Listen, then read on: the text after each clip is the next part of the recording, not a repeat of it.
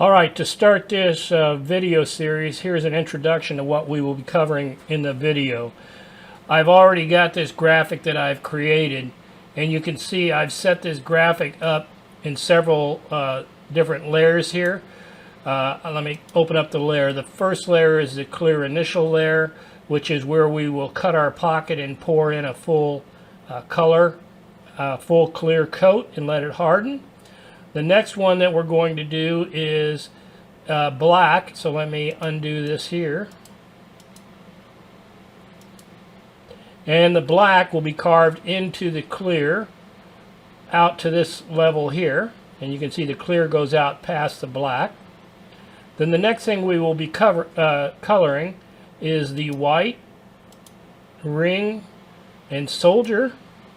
The guide is, we're not going to epoxy, that's just for what it is. So the next thing we'll be doing is the white ring and the white soldier and the outer ring.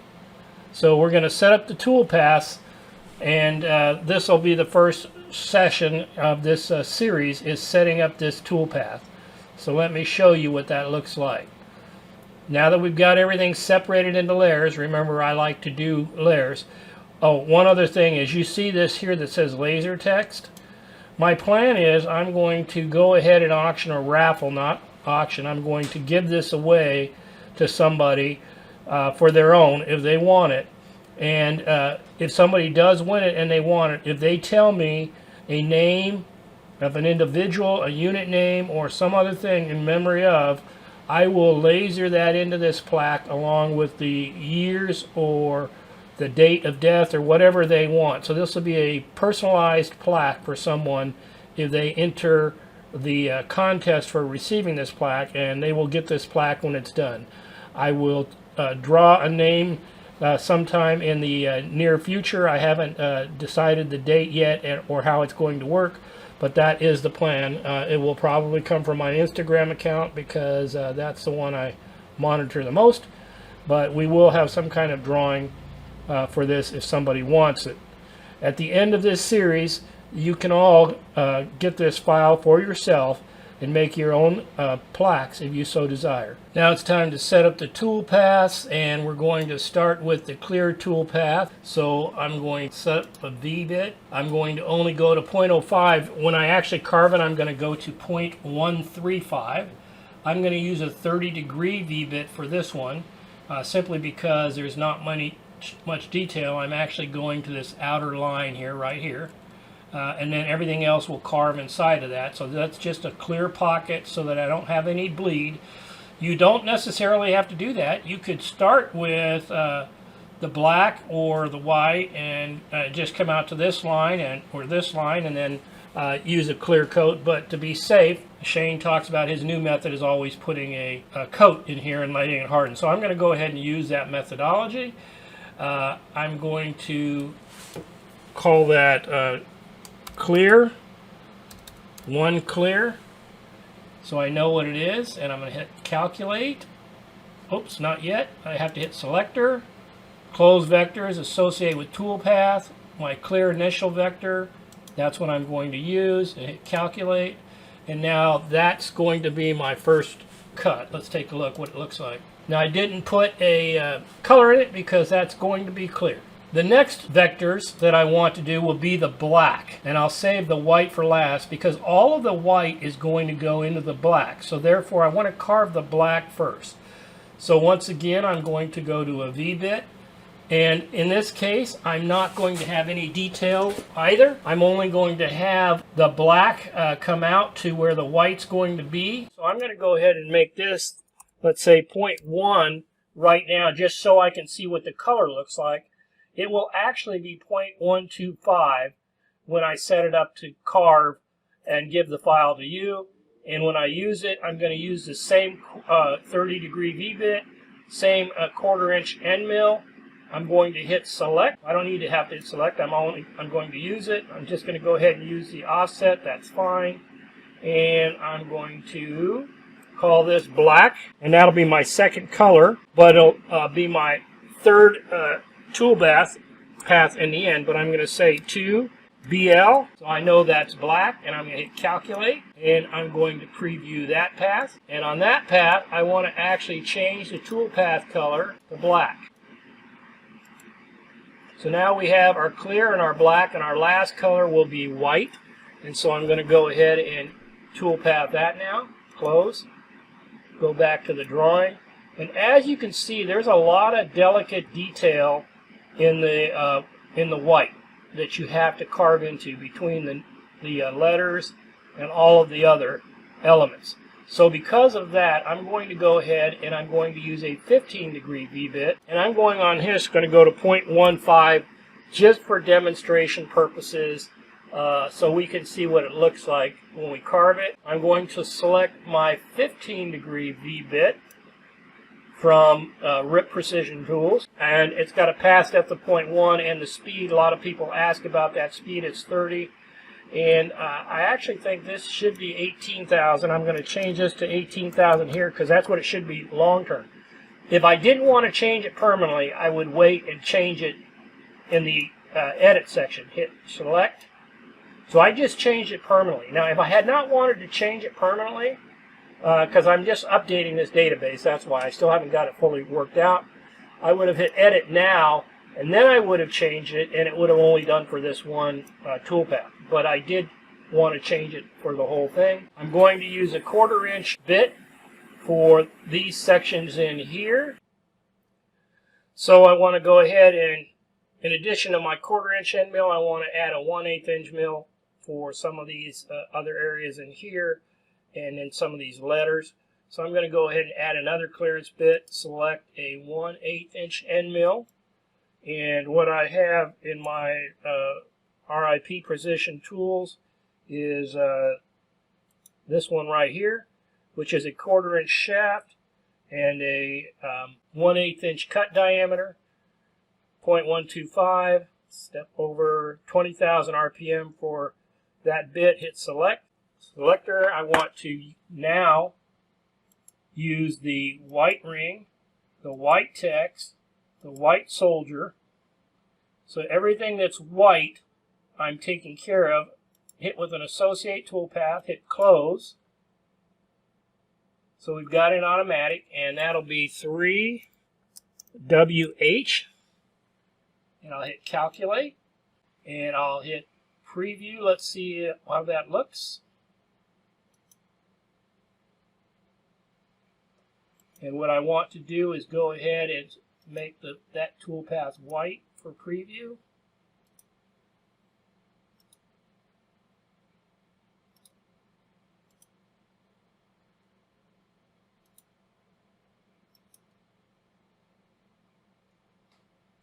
And you can see that that's how that's going to look inside there with the soldier. And so it's looking pretty darn good. And then the last thing, which I will not be putting in epoxy, because I want to be able to have a quick turnaround, is actually the name of the soldier. But for demonstration purposes, for a picture, I'll go ahead and demonstrate what that will look like by putting a brown color in here to kind of simulate the actual burning in the laser. So let's do that next. I'm going to do a vCarve 15-degree bit. It doesn't matter how deep it's actually going because I'm not really cutting it, but I'll put 125. I'll leave the 15-degree. I'll take out the 1/4 inch because it's not that big. Remove that. It probably won't be used. Selector and associate with close, and I'm going to put laser text. Hit close, and I'm just going to put laser so I know it's not actually being cut into there. And I'm going to change this to brown. And it looks like I might have kept something extra selected. See these whites? Remove those white, hit close, recalculate, and then we'll preview that. Turn them all to brown.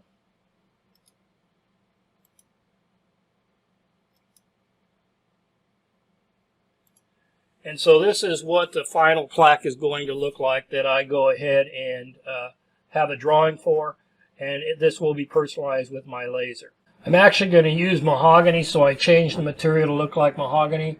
And of course, these tracks that you see from the V-bits and all that, that will not be clear. It will all be nice and white like this. That's just the tracks of the residue for how this looks because of the way it has to carve in the program.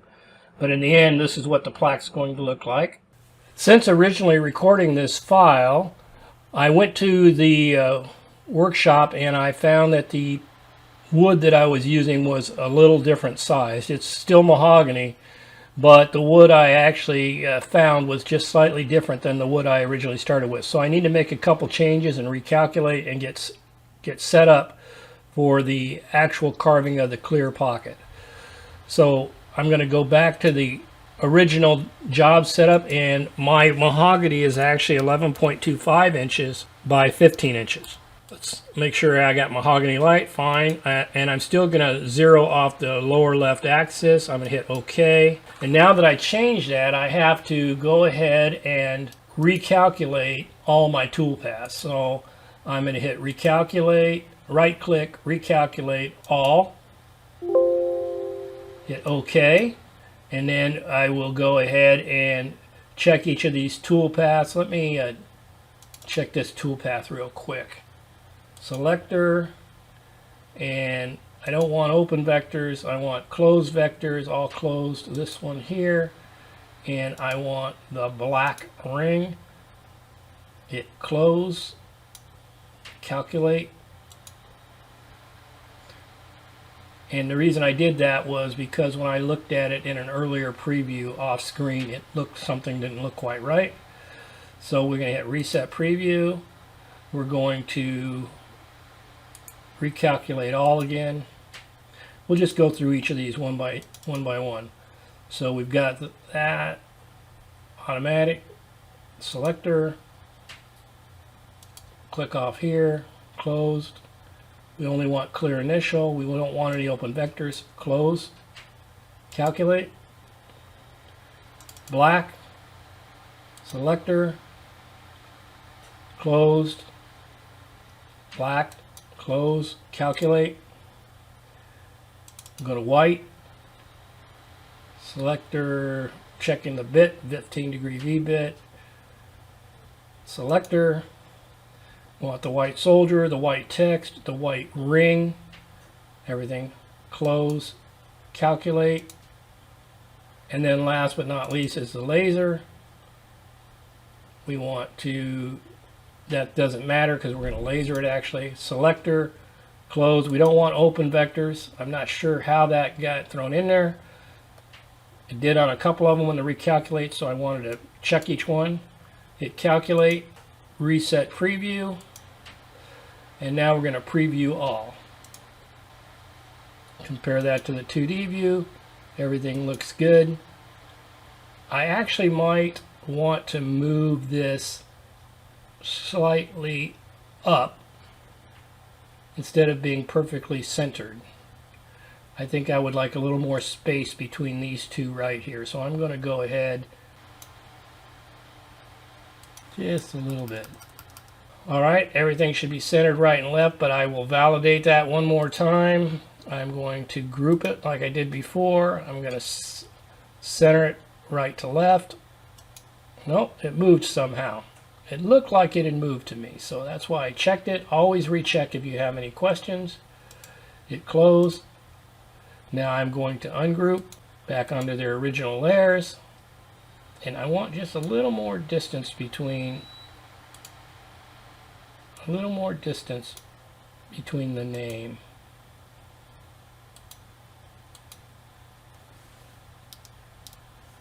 Just a personal preference.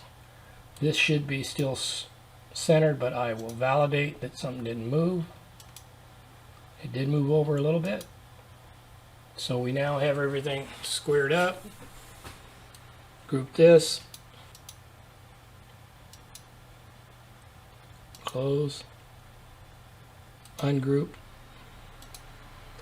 So now everything is the way we want it. I'm going to recalculate all. OK. Go to 3D view, reset preview, and then preview all toolpaths. Okay, that's more the spacing I like. I like that, so we're going to go with that. So the first toolpath that we want to create and validate, remember, these toolpaths are all set just so that I can best see them on this plaque. These are not the depths for which I actually want to carve. I am now going to set the first toolpath of the clear pocket, and the clear pocket, if we reset the preview, is going to be this pocket right here. So I need to set the depth of that so it's deeper than all of the other ones. And if we look at it, you'll see it's slightly outside the outer white ring, so that any bleed from the resin will not go into the end fibers once we've carved those pockets. So now we need to set the proper depth of that. I'm using a 30-degree V-bit, and I'm going to take that down to 0.135. And I've got a 30-degree V-bit. I'll cut that first around the outside profile, and then the next thing I will cut will be the actual quarter-inch. I'll use a quarter-inch end mill to cut the most of that pocket. Hit calculate, reset, check it one more time, preview visible path, and then I'll save that toolpath. And this first toolpath is actually my quarter-inch end mill, and so that will actually be my second cut. My first cut will be my 30-degree V-bit, but I'm going to save it, save the toolpath into a USB drive, and I'm going to get rid of this.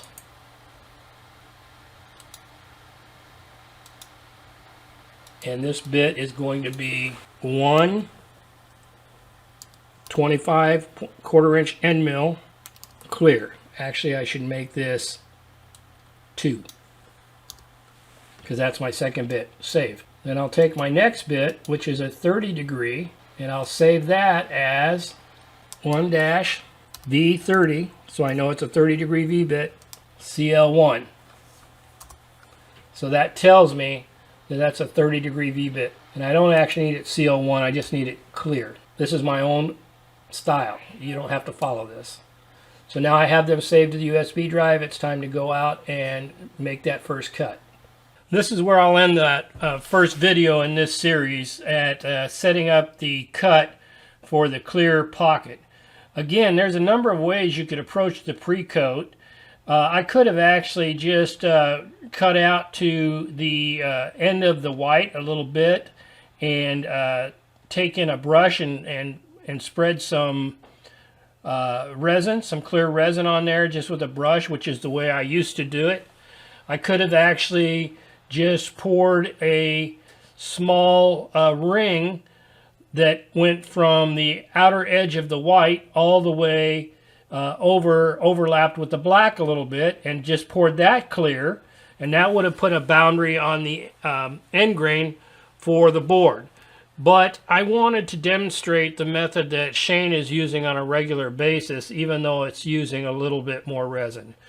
You can make your decision on how you want to approach it, but for me, I went ahead and put the clear cut pocket all the way out past the full design by 0.05 inches. That's what I did, 0.05 inches. And I'm going to fill that up with clear resin and let that harden. Earlier today, I did go ahead and make that cut. I recorded the cut and I also poured it. And I've been putting a torch to it and popping bubbles for a period of time.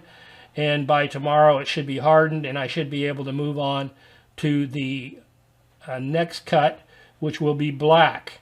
And I'll demonstrate that, and I'll do a review real quickly of the toolpath just before I cut the black. So tonight or tomorrow, if I can make time, I'm going to edit the carving section so you can see what I did.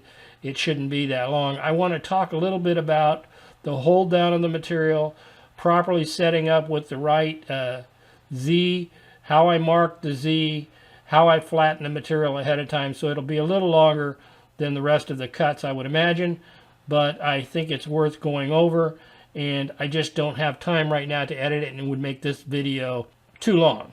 So with that, I hope you can get some things from this video.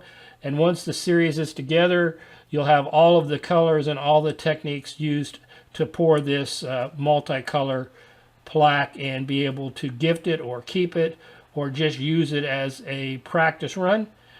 I hope you're enjoying the series, or I hope you do enjoy the series when I get it completed. Hope you have a great day, a great life. And if you like what you're getting, please share that information with others and comment in the comment section. It helps. And subscribe.